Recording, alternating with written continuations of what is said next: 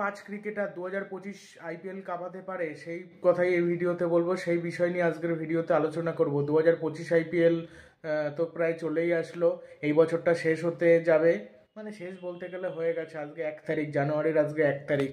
এবার জানুয়ারি যেহেতু 1 তারিখ, 1 জানুয়ারি, হ্যাঁ আজকে। এবার বছর দেখতে দেখতে চলে গেল, নতুন বছর 2025 সাল পড়ে গেল। এই সালে যে আইপিএলটা রয়েছে, এই আইপিএলে 5টা প্লেয়ার ভালো খেলতে পারে, আইপিএল কাঁপাতে পারে। 5 নম্বরে এই তালিকা রাখবো আমি নীতিশ কুমার রেড্ডিকে। নীতিশ কুমার রেড্ডি আগের বছর কিন্তু খুব ভালো ব্যাটিং করেছিল, আইপিএলে কিন্তু অনবদ্য খেলেছিল সানরাইজার্স হায়দ্রাবাদের হয়ে নীতিশ কুমার রেড্ডি। তারপর নীতিশ কুমার রেড্ডি ভারতের হয়ে ডেবিউ করেছিল, ভারতের হয়ে সিডনি টেস্ট না বা বর্ডার গাভাস্কার ট্রফিতে ভালো খেলেছিল এবং মেলবোর্নে একটা সেঞ্চুরিও করেছিল, অনবদ্য খেলেছিল নীতিশ কুমার রেড্ডি। বোলিংটা তার যদি একটু ভালো করতে পারে, সে একটা ভালো অলরাউন্ডার হবে, ঠিক আছে। তার বোলিংটা ঠিক করতে হবে। হার্দিক পান্ডিয়ার পর আমরা কিন্তু আর সাধারণত ভালো অলরাউন্ডার পাই না, কিন্তু নীতিশ কুমার রেড্ডির মধ্যে কিন্তু সেই সম্ভাবনা রয়েছে হার্দিক পান্ডিয়ার মতো একজন সেরা অলরাউন্ডার হওয়ার, যে সব ফরম্যাটে খেলতে পারে। এরকম ধরনের প্লেয়ার কিন্তু নেই বলতে গেলে, ঠিক আছে। এইরকম প্লেয়ার কিন্তু থাকবে, তৈরি হয়ে যাবে নীতিশ কুমার রেড্ডি। নীতিশ কুমার রেড্ডি 2025 আইপিএলে কাঁপাতে পারে, এইটুকু শিওর, আবার সানরাইজার্স হায়দ্রাবাদের হয়ে। 4 নম্বরে থাকবে জসপ্রীত বুমরা। জসপ্রীত বুমরা কিন্তু 2025 আইপিএল কাঁপাতে চলেছে, তার কারণ 2025 আইপিএলের আগে চ্যাম্পিয়ন্স ট্রফি রয়েছে, তারপর বিভিন্ন সিরিজ রয়েছে, সেই সব সিরিজেও কিন্তু জসপ্রীত বুমরা ভারতের হয়ে খেলবে। এমনকি 2024 সালেও কিন্তু ভালো খেলেছে, কিন্তু জসপ্রীত বুমরা টেস্টে তো অনবদ্য বল করেছে, অনবদ্য আন্তর্জাতিক ক্রিকেটেও ভালো করেছে, টি20 ওয়ার্ল্ড কাপে ভালো করেছে, সব জায়গাতে ভালো করেছে এই জসপ্রীত বুমরা। এই জন্য জসপ্রীত বুমরা 2025 আইপিএল মুম্বাই ইন্ডিয়ান্সের হয়ে কাঁপাতে চলেছে। আমার যতদূর মনে হচ্ছে কাঁপাতে চলেছে এই প্লেয়ার, এই ইন্ডিয়ান প্লেয়ার, এই মুম্বাই ইন্ডিয়ান্সের হয়ে কাঁপাতে চলেছে। আর 3 নম্বরে থাকতে চলেছে হেনরি ক্লাসেন কিন্তু সানরাইজার্স হায়দ্রাবাদের হয়ে আগের বছর অপ্রতিরোধ্য খেলেছিল, তার আগের বছর ভালো খেলেছিল। গত 2 বছর ধরে কিন্তু হেনরি ক্লাসেন মানে খুবই ভালো খেলেছিল, খুবই ভালো পারফরমেন্স করেছিল। সেই জন্য 2025 আইপিএলও কিন্তু হেনরি ক্লাসেন কাঁপাতে চলেছে, মারাত্মক খেলতে চলেছে, বিভিন্ন লিগেও কিন্তু ভালো খেলে। এই টি20তে একদম পারফেক্ট মেরে খেলা প্লেয়ার এই হেনরি ক্লাসেনের মতো প্লেয়ারই কিন্তু টি20তে দরকার হয়। সেই জন্য কিন্তু 2025 আইপিএলে কাঁপাতে চলেছে সানরাইজার্স হায়দ্রাবাদের হয়ে এই হেনরি ক্লাসেন। আর 2 নম্বরে রাখবো Travis হেডকে। Travis head, Abhishek Sharma, দুজনের মধ্যে একজন ভালো খেলবেই। ট্র্যাভিস হেড, অভিষেক শর্মা এরা টি20তে একদম পারফেক্ট প্লেয়ার, সানরাইজার্স হায়দ্রাবাদের প্লেয়ার, এরা একেবারে অপ্রতিরোধ্য পারফরমেন্স করতে পারবে বলে আমার মনে হচ্ছে। এই প্লেয়ার একদম মানে দারুণ পারফরমেন্স করবে, 2025 আইপিএলে ভালো খেলবে এবং এই জুটিও ভালো খেলবে, ম্যাচ জেতাবে অনেকগুলো ম্যাচ সানরাইজার্স হায়দ্রাবাদের হয়ে, ঠিক আছে। এই জুটি ভালো করবে। দুজনের মধ্যে হয়তো দুজনই হয়তো ভালো খেলতে পারবে না, একজন ভালো বেশি খেলবে, একজন একটু কম ভালো খেলবে, এটাই হয়তো হতে পারে। আর 1 নম্বরে আমি রাখবো তিলক বর্মাকে। তিলক বর্মা কিন্তু 2025 আইপিএলে কাঁপাবেই। তিলক বর্মায় কিছুদিন আগেই কিন্তু দুটো সেঞ্চুরি করেছে, দুটো ডবল মানে সেঞ্চুরি করেছে।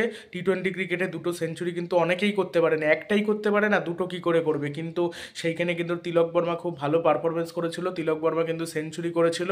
এবার তিলক বর্মার একটা ভালো মতো সম্ভাবনা রয়েছে সেঞ্চুরি মানে খেলার, ভালো মতো সম্ভাবনা রয়েছে ভালো খেলার এবং 2025 আইপিএল কাঁপানো। সেই জন্য 2025 আইপিএল কাঁপাতে পারে এই প্লেয়ার, এই ভয়ানক মারকুটে ব্যাটসম্যান, বাহাতি একজন ব্যাটসম্যান তিলক বর্মা। মারকুটে প্লেয়ার, যে অফ স্পিন বলটাও প্রয়োজনে করে দিতে পারে 2-3 ওভার কিন্তু করে দিতে পারে।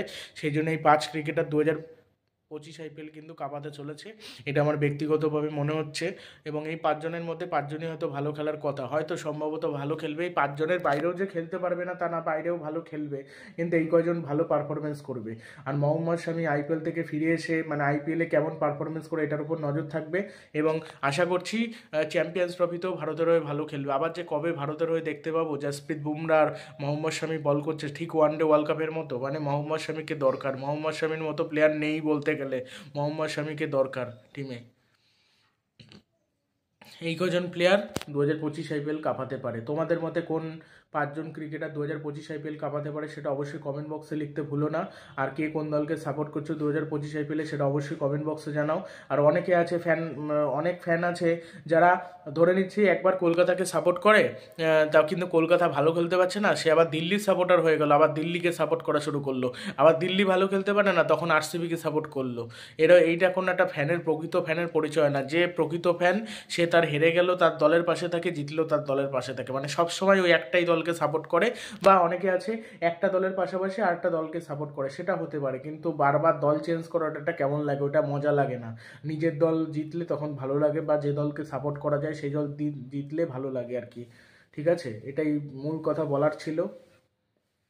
দেখা যাক 2025 আইপিএলটা কে জেতে, 2025 আইপিএলে শিরোপা কে জেতে এটা বোঝা যাচ্ছে না।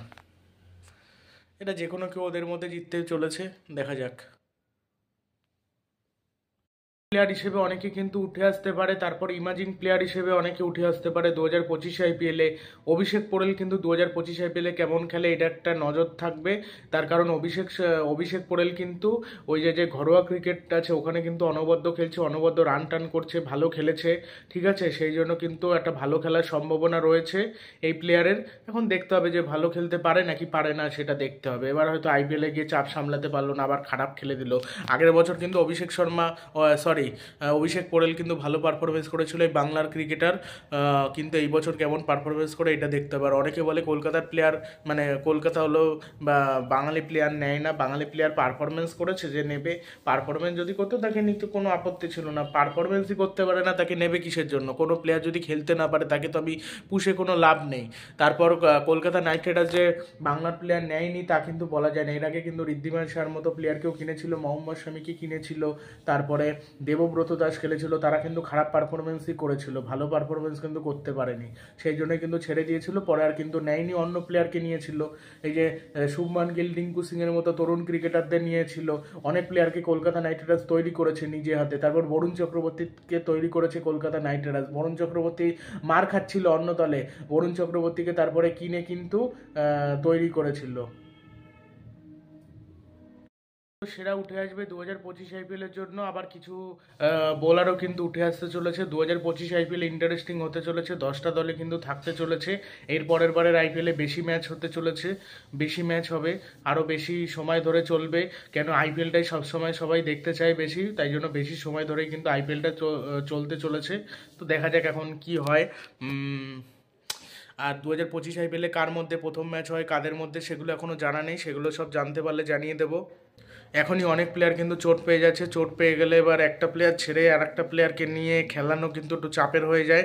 একটা প্লেয়ারকে আমি খেলাবো ভাবলাম এবং সেই প্লেয়ারটা চোটের জন্য ছিটকে গেল, তাহলে আবার তার পরিবর্তে সেই রকম টাইপের প্লেয়ার নিতে অনেক সময় সেরকম টাইপের প্লেয়ার পাওয়া যায় না, এবার একটু মোটামুটি ধরনের প্লেয়ার নিতে হয়, তার উপর ভরসা করতে অনেক রকম বিষয় রয়েছে, এগুলো ব্যাপারটা বুঝতে হবে। ঠিক আছে, তো দেখা যাক এখন কোন 5টা প্লেয়ার কাঁপাতে পারে। এর বাইরেও এই 5টা প্লেয়ার একটু বেশি কাঁপানোর সম্ভাবনা বেশি। সূর্যকুমার যত বর্তমানে ফর্মে নেই, জানি না আইপিএলে কেমন পারফরমেন্স করে, আইপিএলে প্রতি বছরই ভালো করে মুম্বাই ইন্ডিয়ান্সের হয়ে, কিন্তু এই বছর দেখা যাক কেমন পারফরমেন্স করে। বর্তমানে তো ফর্মেও নেই, বিভিন্ন ঘরোয়া ক্রিকেটেও খেলছে না। নীতিশ সেনার ব্যাপারটাও দেখতে হবে, নীতিশ সেনার রাজস্থান রয়্যালসের হয়ে খেলতে চলেছে, কেমন খেলে এটা দেখার বিষয়। যশস্বী জয়সওয়াল তো কাঁপাবেই, এই সব প্লেয়ার তো কাঁপাবে। 2025 আইপিএলও যশস্বী জয়সওয়াল ভালো খেলবে। যশস্বী জয়সওয়াল প্রথম যখন রাজস্থান রয়্যালসের হয়ে খেলছিল তখন অতটা খেলতে পারতো না, তারপর থেকে তো আসলে খেলা শুরু করেছে।